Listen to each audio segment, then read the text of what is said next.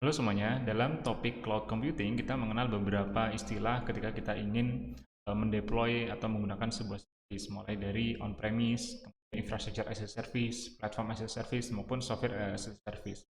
Nah, biasanya masing-masing memiliki kebutuhan tersendiri sehingga mereka akan memilih untuk mendeploy aplikasinya di on-premise kah, atau di IaaS, di PaaS, atau di SSIS. Kali ini kita akan coba untuk membahas salah satu topik yang cukup menarik masih berkaitan dengan cloud computing, yaitu tentang infrastructure as a service. Tapi kalau misalkan biasanya kita men-treat infrastructure as a service dengan cara kita melakukan pembelian virtual machine di cloud provider dan sebagainya, kemudian kita melakukan instalasi terkait software yang kita inginkan, seperti kita install Java, kita install PHP, install Nginx atau HTTPD dan lain sebagainya. Lalu kita juga secara manual login ke sana untuk mengkonfigur file apa yang harus ditaruh di directory apa. Nah, kita akan membahas salah satu topik yang menarik yang membuat kita bisa meminimalkan proses atau langkah-langkah manual sehingga kita bisa mengurangi waktu untuk melakukan deployment dengan IaaS. Nah, topik itu kita sebut dengan infrastructure as a code. Nah, ide dari infrastructure as a code adalah kita bisa membuat memanipulasi sebuah infrastruktur gitu ya menggunakan kode. Dalam hal ini adalah sebuah definisi yang nanti kita bisa tulis dalam bentuk JSON maupun dalam bentuk YAML. Nah, dari definisi yang kita tulis tersebut nanti akan terefleksikan oleh sebuah environment infrastructure yang terbuat. Jadi katakanlah kita ingin punya environment yang terinstall PHP atau MySQL dan lain sebagainya, maka nanti itu juga akan terlihat berdasarkan apa yang sudah kita definisikan di file definisi dan nanti kita bisa lihat di outputnya. Di AWS ada satu service yang bisa kita gunakan sebagai infrastructure as a code, yaitu CloudFormation. Nah, AWS CloudFormation sendiri untuk menggunakannya cukup sederhana ya. Jadi kita perlu untuk mendefinisikan si infrastruktur yang akan seperti apa, resource yang kita gunakan apa. Contohnya kita menggunakan security group, lalu kita menggunakan AWS EC2 instance dan lain sebagainya. Lalu kita simpan si definisi itu, entah itu di S3, entah itu kita di lokal, nanti kemudian kita upload dan kita passing itu ke CloudFormation sehingga nanti si CloudFormation akan membaca dan menentukan dia akan membuat resource apa. Dia akan membuat security group dulu, dia akan membuat EC2 instance dan melakukan berbagai hal otomasi lainnya. Nah, itu adalah konsep dari sebuah infrastructure as a code menggunakan AWS CloudFormation. Nah, untuk menggunakan layanan ini, teman-teman bisa langsung login aja ke konsol AWS kalian, kemudian kalian bisa masuk ke CloudFormation. Nah, ini adalah halaman utama dari AWS CloudFormation. Oke. Kita bisa mulai dengan melakukan create stack. Nah, di sini sebagai introduction kita akan memulai dengan cara mencoba menggunakan template yang sudah disediakan, dan kita akan coba lihat beberapa part dari template itu section per section sehingga kita paham, oh seperti ini loh cara untuk mendefinisikan resource-nya dan infrastructure as a code-nya. Oke, jadi ada beberapa template yang sudah ready. Sebenarnya kita bisa gunakan use a sample template di sini. Contohnya, kita di sini bisa melihat ada template untuk mendeploy LAMP stack. Jadi ada PHP, kemudian ada MySQL dan seterusnya. Ada Ruby on Rails, ada WordPress dan lain sebagainya. Nah, kita coba untuk yang simple yaitu dengan LAMP stack. Nah, ekspektasinya adalah nanti kita bisa mendapatkan sebuah EC2 instance yang di dalamnya sudah terinstall MySQL dan juga sudah ada web web server yang running, dan ada PHP script yang bisa mengquery dan menghasilkan output ketika kita akses di layar.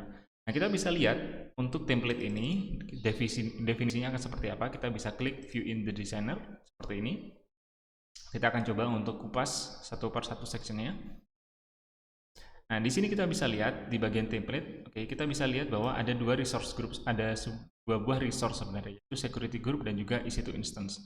Nah, di sini di template kita bisa lihat seperti formatnya, kemudian deskripsi dari template itu sendiri, lalu parameter yang akan diminta ketika kita ingin menggunakan template ini untuk mendeploy infrastruktur kita seperti apa. Yang pertama adalah key name, ini untuk SSH, jadi key pair kita harus kita set, nanti kita menggunakan key pair yang mana. Lalu dia akan meminta DB name, DB user, kemudian DB password, DB root password. Nah, ini gunanya sebenarnya untuk kita ketika ingin mengkonfigurasi si MySQL. Lalu ada instance type, SSH location, ini sebenarnya untuk limitasi sih dari mana sih kita boleh melakukan SSH.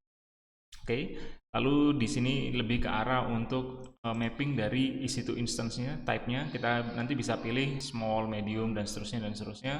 lalu juga untuk mapping terhadap image ID karena dia bisa menggunakan image ID yang sudah ada AWS AMI, base-nya adalah CentOS di sini.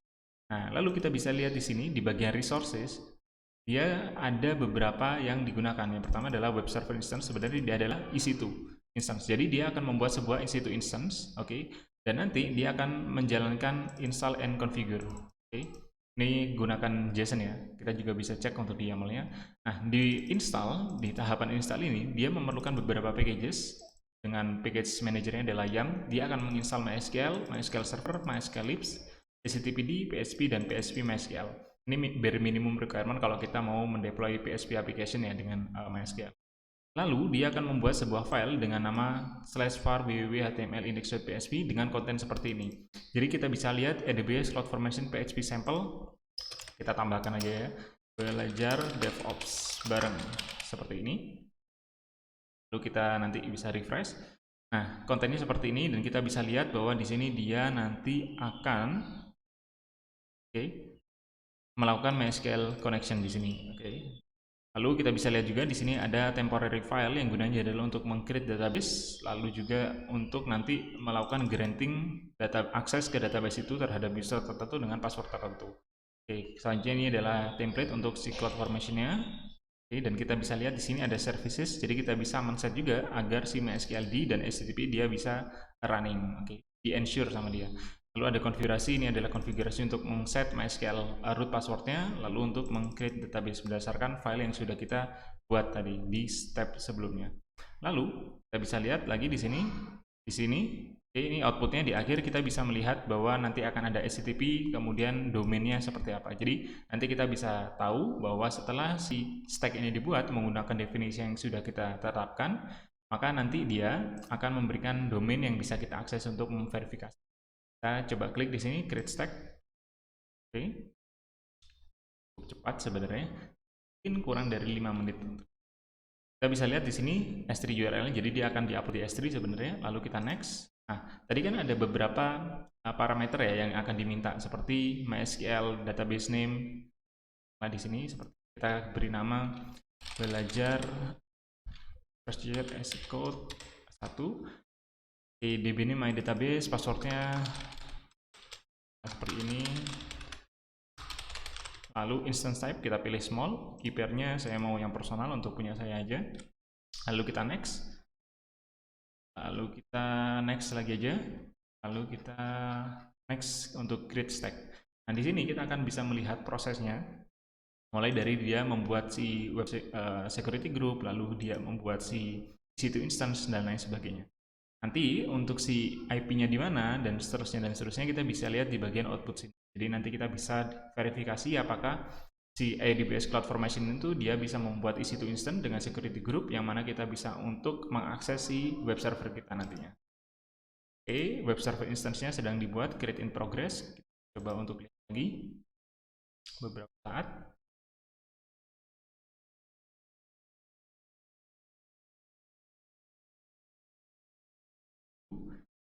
Jadi kita bisa lihat di bagian resource, bagian output untuk si URL.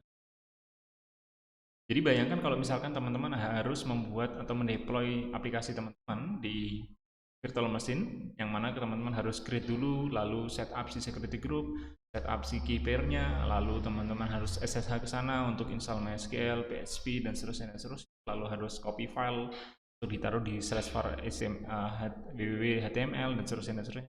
Pasti akan memakan waktu yang cukup lama gitu.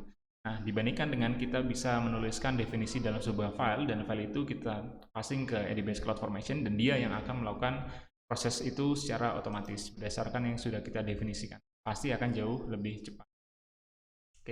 Nah, kita bisa lihat di sini untuk web server instance-nya dia komplit, belajar IAC1 juga komplit. Kita lihat di output ada URL-nya. Nah, ini URL yang bisa kita akses. Dan ketika kita akses, kita bisa lihat AWS CloudFormation example, dan kita lihat hover di title-nya ada belajar DevOps. Di sini artinya kita sudah sukses untuk mendeploy sebuah aplikasi menggunakan infrastructure as a service, tapi dibantu dengan infrastructure as a code, yang mana kita nggak perlu melakukan akses manual untuk melakukan deployment. Nah, ini adalah introduction untuk penggunaan infrastructure as a code di AWS CloudFormation. Kalau teman-teman ada pertanyaan, silahkan tuliskan di komentar. Atau kalau misalkan teman-teman punya permasalahan yang ingin dicoba untuk diotomasi dengan AWS CloudFormation, silahkan juga tuliskan di komentar. Jangan lupa untuk like video ini, subscribe, dan juga share untuk ke teman-teman yang lain. Di video selanjutnya.